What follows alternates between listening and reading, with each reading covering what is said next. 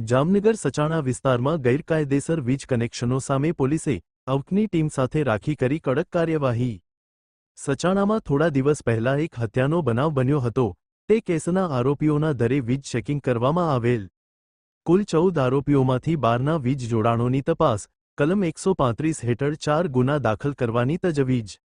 સચાણામાં થયેલ હત્યા કેસ ગુનાના કુલ 14 આરોપીઓ પૈકી સચાણા ખાતે રહેતા 12 આરોપીઓના વીજ કનેક્શનોની PGVCL દ્વારા સઘન તપાસ હાથ ધરવામાં આવી। તપાસ દરમિયાન કેટલાક આરોપીઓના વીજ જોડાણ કાયદેસર હોવાનું સામે આવ્યું છે, જ્યારે મોટા ભાગના આરોપીઓ દ્વારા ગેરકાયદેસર રીતે વીજ વપરાશ કરવામાં આવતો હોવાનું બહાર આવ્યું છે।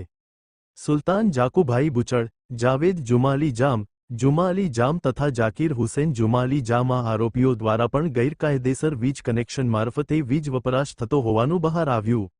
આ ઉપરાંત સબીર અસગર બુચડ તથા જિલાની અસગર બુચડ દ્વારા પણ ગેરકાયદેસર વીજ કનેક્શનનો ઉપયોગ કરવામાં આવતો હોવાનું તપાસમાં સ્પષ્ટ થયું। તેમના વિરુદ્ધ PGVCL દ્વારા ગુનો દાખલ કરવાની તજવીજ કરવામાં આવી છે।